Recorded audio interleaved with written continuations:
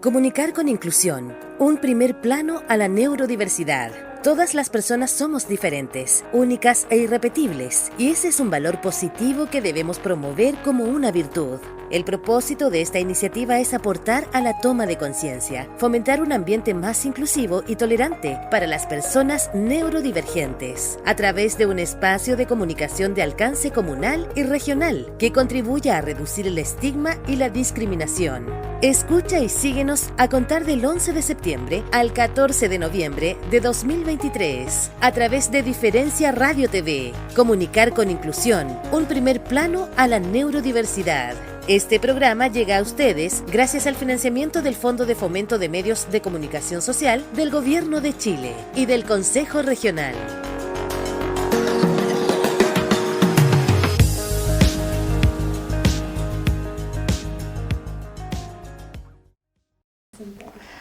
Hola, mi nombre es Daniela Donoso Enríquez, soy psicóloga clínica. Me dedico a acompañar a personas desde los 14 años en adelante, principalmente en adolescencia, juventud y adultez joven.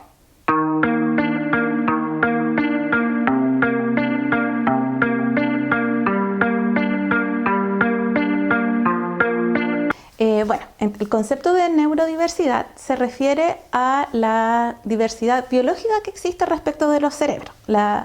Se refiere como la diversidad natural que existe dentro de todo el mundo de la biología. Es decir, que no hay ningún cerebro que exista a otro. Y en ese sentido, todas las personas somos neurodiversas. Ahora, también los cerebros, al ser distintos, también se pueden ir agrupando por ciertas similitudes que tienen, por la forma de funcionar. Y el cerebro que es más normativo o como mayoritario o desde el cual se usa como referente es un cerebro que se denomina neurotípico, que tiene ciertas características. Los cerebros que funcionan diferente a un cerebro neurotípico son los cerebros que podríamos decir neurodivergentes. Es decir, la neurodivergencia es como todo lo opuesto a lo típico. Y dentro de las neurodivergencias también podemos generar grupos, ¿no es cierto?, por ciertas características, y dentro de esas neurodivergencias está el autismo. Y también podemos encontrar, por ejemplo, las personas que tienen atención divergente, o que es lo que se llama como déficit atencional, bipolaridad, los trastornos de personalidad, trastornos del lenguaje, del aprendizaje, etc. Todos ellos conforman neurodivergencias. El espectro autista o el autismo está dentro de lo que es la neurodivergencia. Y puede tener ciertas similitudes en las personas autistas con otras personas neurodivergentes. Por ejemplo, en las personas autistas tienen dificultades en lo que tiene que ver con la comunicación y la interacción social, lo cual también puede ocurrir, por ejemplo, en personas que tienen un trastorno límite de personalidad. Pero las características de esas dificultades son distintas. Por ejemplo, una persona autista va a tener más dificultades en entender quizás como las convenciones sociales o lo que se espera de cómo uno se comunique, mientras una persona con un trastorno límite de la personalidad entiende y no le es difícil establecer comunicación, pero sí, por ejemplo, mantener esas relaciones les es más complejo por patrones mayores de inestabilidad o de que pasan de idealizar a menoscabar. ¿Te fijas? Son otro tipo de dificultades. O por ejemplo, lo mismo puede ocurrir con una persona con déficit atencional, que también puede tener dificultades en la interacción social, pero que puede tener más que ver con que a veces pueden, con la misma impulsividad o la hiperactividad, interrumpir más a las personas al hablar. Entonces va a ser distinta la dificultad de una persona autista. Lo mismo que, por ejemplo, hay otras personas que son neurodivergentes, que pueden tener intereses especiales, y las personas autistas también, pero se va a diferenciar, por ejemplo, en que las personas autistas esos intereses son mucho más estables, más profundos y como que van abarcando distintos ámbitos de la vida. En personas, por ejemplo, con trastorno límite de personalidad o personas con déficit atencional, esos intereses, por ejemplo, pueden ir variando más. Ahora, ¿qué es importante? Que una persona, por ejemplo, puede ser autista y además tener déficit atencional. Es decir, que no necesariamente van por separado. De hecho, es muy habitual por ejemplo, en mujeres adultas, que puedas encontrar esas coocurrencias, o sea, que sea una persona autista y que además tenga déficit atencional, o que sea una persona autista y que además haya un trastorno límite de la personalidad.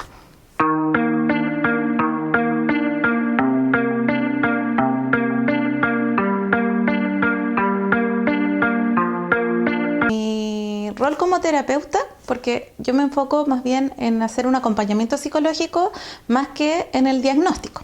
Ahora, sí ha pasado que una persona llega y pide un acompañamiento terapéutico y en ese transcurso nos vamos dando cuenta que hay ciertos elementos que nos permiten sospechar que es una persona dentro del espectro autista. Pero cuando ya sabemos, y la persona llega y te comenta que es autista, generalmente la consulta no viene por el hecho de ser autista, sino más bien por ciertos desafíos o dificultades que pueden estar ocurriendo en su vida frente a los cuales necesita apoyo y donde obviamente sí es importante saber cómo esa persona recibe y procesa la información, ¿no es cierto? Como el procesamiento cognitivo, que es algo característico y particular de las personas autistas. Ahora, los motivos quizás pueden ser similares a los que una persona neurotípica, pero que tiene otros desafíos. Puede ocurrir que es en el traspaso de la universidad a cambiar al tema de la independencia, del trabajo, ¿no es cierto? Que ahí se vean elementos de ansiedad que están dificultando que esa persona pueda desarrollar su proyecto de vida. O también, por ejemplo, de alguna persona que quiere poder socializar un poco más porque tiene más vínculos a nivel virtual o más limitados y vamos viendo qué desafíos están, por ejemplo, ocurriendo para que pueda lograr su objetivo. Entonces, lo que hay que tener claro, las personas no van como para que uno sane el autismo, porque no es algo que sanar, sino es más bien una condición, ¿no es cierto?, de cómo funcionamos, de cómo vemos el mundo. Entonces, las estrategias que uno puede ocupar dependen también del enfoque que uno tenga. En mi caso, yo puedo trabajar con temas que tienen que ver con reestructuración cognitiva, como cosas bien quizás prácticas, pero también hay otro aspecto que tiene que ver con comprender cómo funciona el cerebro, con entender un poco más experiencias también pasadas que al tener el diagnóstico de autismo se vuelven a remirar. También, por ejemplo, acompañar procesos de duelo respecto a cuando reciben su diagnóstico o terminan su proceso de identificación de autismo. Entonces, como que las temáticas son bastante amplias, porque también pueden tener que ver con la sexualidad, como distintas temáticas que son propias de los seres humanos. Pero sí teniendo la base en la comprensión de cómo esa persona autista en particular funciona y ve el mundo. Porque también hay que recordar que no porque hayan 10 personas autistas, por ejemplo, que yo estoy mirando, las 10 son iguales o van a tener las mismas necesidades, porque eso también va a ir variando en cada persona y también en cada persona puede ir variando a lo largo del tiempo.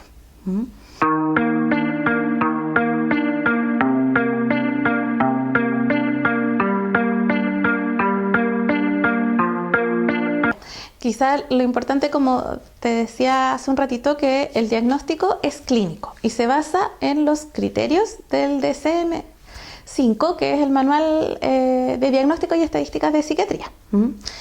Si bien, ¿no es cierto?, yo trabajo desde el paradigma de la neurodiversidad, eso no quiere decir que uno desconozca, ¿no es cierto?, el manual con que se hacen estos diagnósticos, sino más bien tiene que ver qué hace uno después con eso y de no quedarse solamente mirando en las dificultades.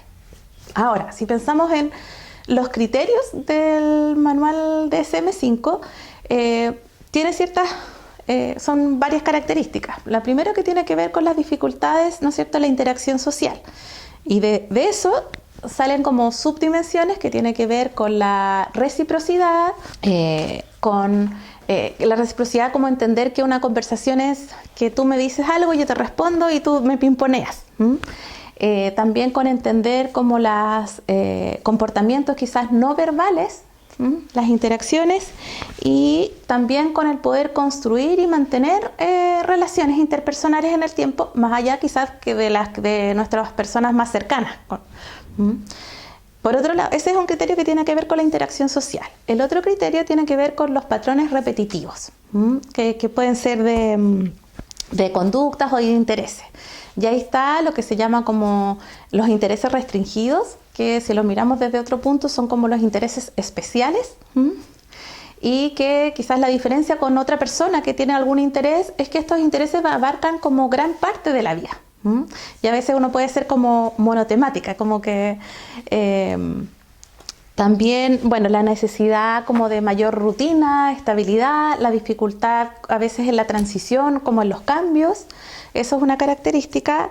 Esto que hablábamos hace un rato de las estereotipias, los movimientos repetitivos, que ya sabemos que tienen una función, ¿no es cierto?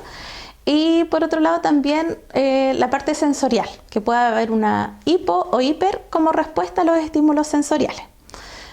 Esos son como los criterios que tienen que estar presentes, pero además que esto se vaya viendo a lo largo del desarrollo, es decir, no aparecen de repente. Sí, si uno revisa la historia, se van a manifestar de manera distinta, porque es distinto como somos cuando somos niñas a que como adolescentes o adultas. Pero vamos a ver que esto se mantiene y que otro criterio tiene que ver con que estas características no tienen que ver con... se descartan otro tipo de diagnósticos más bien. Ahora, un aspecto quizás importante es que en la adultez la mayoría de las personas tienen diagnósticos tardíos y principalmente las mujeres. Y eso tiene que ver con todo el sesgo de género que existe, ¿no es cierto? Que la investigación y los instrumentos que complementan la evaluación diagnóstica están desarrollados principalmente en población infantil y población infantil masculina. Entonces, ocurre esto del diagnóstico tardío, donde muchas mujeres han tenido su proceso de identificación ya en la adultez luego de haber pasado por otro tipo de diagnóstico. Por ejemplo, bipolaridad o trastornos de ansiedad o depresión, etc. Entonces, también es importante en el proceso como de identificación y de acompañamiento tener en consideración la perspectiva de género. Ahora, también lo mismo que ocurre como en general, ¿no es cierto?, que las mujeres históricamente se nos han atribuido ciertas características y ciertos roles en la sociedad. Esos mismos estereotipos y prejuicios también son los que han favorecido que los diagnósticos tardíos. ¿Por qué? Porque muchas mujeres a lo largo del desarrollo han ido aprendiendo como estrategias, tanto a nivel como inconsciente o consciente, para poder pertenecer, para poder encajar, para poder desarrollarse.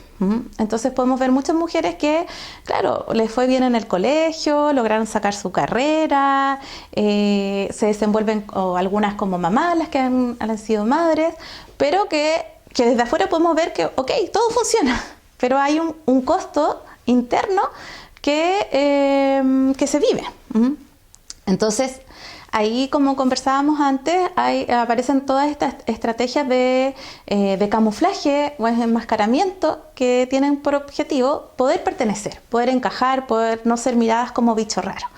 Por una parte, surgen estrategias que tienen que ver con poder imitar y aprender ciertos comportamientos, lenguaje, ¿no es cierto?, de personas neurotípicas o de lo que identificamos que se espera, pero también algunas otras estrategias que buscan por esconder ciertas características que son propias.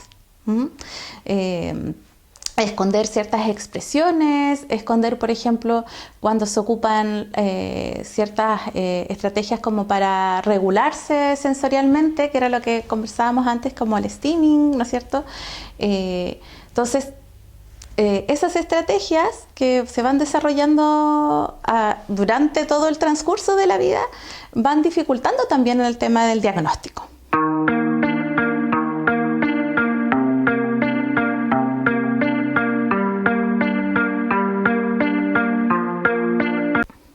Bueno, el stimming son comportamientos autorregulatorios.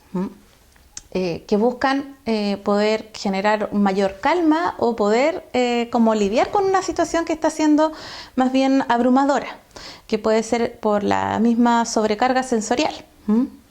Entonces, ¿qué estrategias podemos ver? A veces el stimming son estos movimientos como repetitivos, que puede ser desde un balanceo o a veces tocarse como los dedos o apretarse, tensar el cuerpo, pero también el aleteo, distintas expresiones que van buscando regularse. Lo mismo también pueden ocurrir a nivel verbal como las ecolalias, que se repiten palabras. Entonces, ¿qué es lo importante acá? Que la intervención que uno puede hacer es poder apoyar a la persona a encontrar estrategias que le permitan regularse y no como eliminarlas, porque tienen una función. Y eso yo creo que quizás también en la adultez es complejo, porque se trata de esconder, ¿no es cierto? Porque te van a mirar raro. Pero ahí vamos viendo, ¿no es cierto?, cuál es el sentido que tiene esa regulación y cómo podemos buscar estrategias que puedan, por una parte, ayudarnos en los momentos que estamos desregulados, pero también poder ir identificando cómo nos podemos anticipar a eso. Es decir, poder tener conductas más de autocuidado que puedan prevenir esas sobrecargas. Bueno, en personas adultas, cuando estos comportamientos no son dañinos, ¿no es cierto? Porque, por ejemplo, puede ocurrir alguien que se balancee y que se golpee la cabeza, entonces ahí claramente hay un daño, entonces vamos a buscar, y no solamente desde la psicología, quizás ahí vamos a necesitar un apoyo también, ¿no es cierto?, más médico para poder apoyar a esa persona. Pero ¿qué es lo importante, como te decía? Es apoyar a que no es eliminar. Las personas autistas vamos a tener siempre quizás más posibilidad de experimentar ansiedad o sobrecarga, entonces tenemos que ir aprendiendo a cómo vivir con eso. Y podemos ir encontrando algunas estrategias que quizás sean como, nos hagan sentir como menos raras, en un aspecto, no sé, que hay mucha activación, hay muchas personas, estamos como muy expuestas, entonces uno puede ir identificando, por ejemplo, hay ahora ya hartos como juguetes como que ayudan al steaming, o que puede ser desde que uno tiene un anillo que gira, o tener algún pequeño objeto, ¿no es cierto?, que poder apretar, o una textura, ¿no es cierto?, que nos puede producir calma. Hay otras personas que puede ser aromas también que generan mayor tranquilidad y que pueden ir ayudando como a regular esa sobrecarga o sobreestimulación. Ahora, no hay como una receta para todas las personas, porque cada persona es un mundo. Entonces, a veces sí, podemos compartir entre personas estrategias, pero lo importante es como cualquier proceso terapéutico, ya sea con una persona autista o no autista, es que se va haciendo a la medida.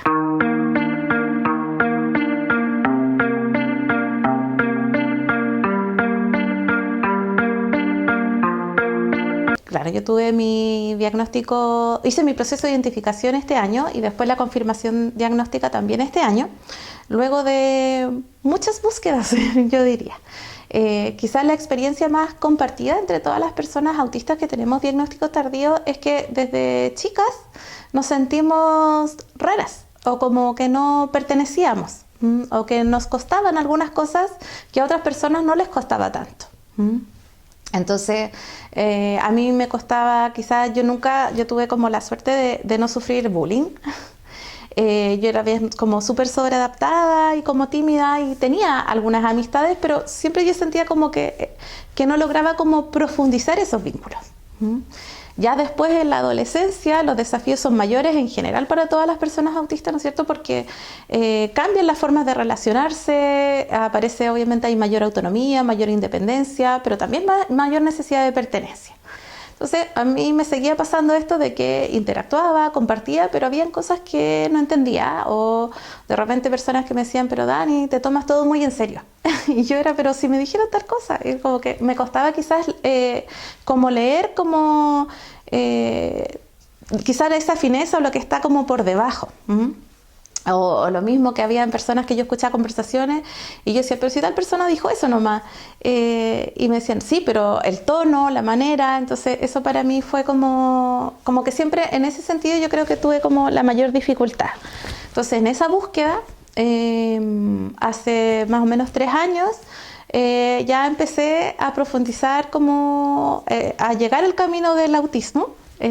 A propósito de, primero, leer sobre las personas PAS, personas altamente sensibles, y empecé a encontrar ahí, oye, aquí hay ciertas características, ciertos rasgos que se parecen a lo que a mí me pasa, y si bien yo como psicóloga sabía que eso no es un diagnóstico, ¿no es cierto? Y que no tiene como una evidencia más bien como clínica, pero sí me sirvió como para decir, hay más personas como yo. Y desde eso empecé obviamente a estudiar más, a buscar más información. Paralelamente también en mi trabajo me empezaron a aparecer como ciertas inquietudes con algunas personas que llegaban a consultar. Entonces ahí fue llegando todo el tema del autismo y actualizándome, porque en realidad yo salí de la universidad con conocimientos súper obsoletos sobre el autismo y que quizás todavía se mantienen en la academia, a pesar de que, por ejemplo, yo ya salí hace hartos años, pero todavía está en esa como desactualización. Entonces, en esa búsqueda de ir encontrando información y conocimientos para mi trabajo, también me fui encontrando como que me empezó a resonar. Entonces, lo que me sirvió mucho, además de no sé, leer el DCM, Manual de Psiquiatría, y buscar cosas como desde la formalidad, empezar a llegar a personas que trabajaban en el área, trabajaban con personas autistas, pero que además son autistas y que son también activistas. Entonces, desde ahí, como esas personas comparten harto como de experiencias cotidianas, me fue resonando más, y ahí también adquiriendo como dónde poder estudiar más, dónde profundizar. Y así que después de 3 años me atreví y dije, ok, voy a hacer el proceso, porque en realidad a uno le da susto. Porque también uno dice, mira, quizás esto es solo rollo mío. Hay harto como esto del síndrome de la impostora. Pero bueno, me evalué con una terapeuta ocupacional que se dedica al tema y que me parecía como una persona como con hartos conocimientos y que iba a hacer ese proceso. Entonces ella me hizo la evaluación, que eran entrevistas, también me aplicó el A22, que es una de las pruebas complementarias que más se utiliza. Y bueno, confirmó finalmente que sí soy una persona autista. También antes, había hecho como algunas evaluaciones que hay en línea, como de tamizaje, que permiten como levantar información. Y después de varios meses, hace poco ya dije, bueno, voy a ir a la neuróloga para que también evalúe, y ahí me dio mi confirmación como persona autista. Sí, yo creo que lo que tú mencionas de la empatía, la importancia de poder respetar a todas las personas con su manera de habitar y de existir. Reconocer como el valor de la colaboración y de la comunidad para que cada persona se desarrolle, y hay personas que van a necesitar más apoyo que otras, y eso está bien. Es parte de también que aunque no veamos, hay ciertas discapacidades que son invisibles. Entonces, como también, por ejemplo, muchas personas autistas que han sacado su credencial de discapacidad, cuando van, no sé, al supermercado y están en esa fila, muchas veces reciben mala onda o insultos porque no se ven discapacitados. Y yo creo que también tenemos que cambiar esa mentalidad, porque hay muchas discapacidades invisibles: el autismo, las personas con dificultades auditivas, etcétera. Entonces, como también yo creo que es partir desde la buena fe. Y también creo que es importante como estar abierta y ser curiosas, como a ver cómo también el mundo va teniendo más información, y cómo eso nos obliga a cambiar ciertos prejuicios, ciertos estereotipos. Yo creo que eso es como lo principal. Y que además, considerando desde el paradigma de la neurodiversidad, las personas neurodivergentes no solo somos déficit en algo, sino que también podemos aportar, y tenemos fortaleza. O sea, por ejemplo, una persona autista puede volverse muy experta en un tema, y en la historia, no sé, tenemos a Newton, a Bill Gates, a Susan Boyle, distintos ejemplos de personas que aportan por ser autistas ciertos temas, y que también, por ejemplo, una persona con déficit atencional puede ser muy creativa, como esto de pensar fuera de la caja.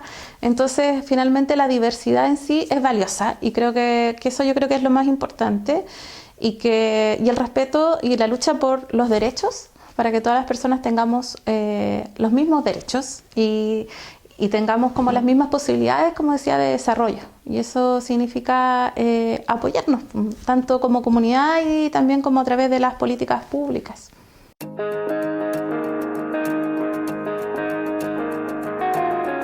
Comunicar con inclusión. Un primer plano a la neurodiversidad.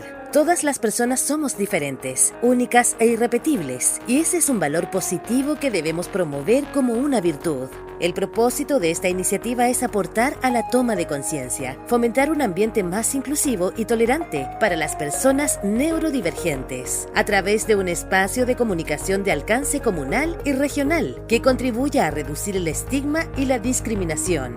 Escucha y síguenos a contar del 11 de septiembre al 14 de noviembre de 2023 a través de Diferencia Radio TV. Comunicar con inclusión, un primer plano a la neurodiversidad.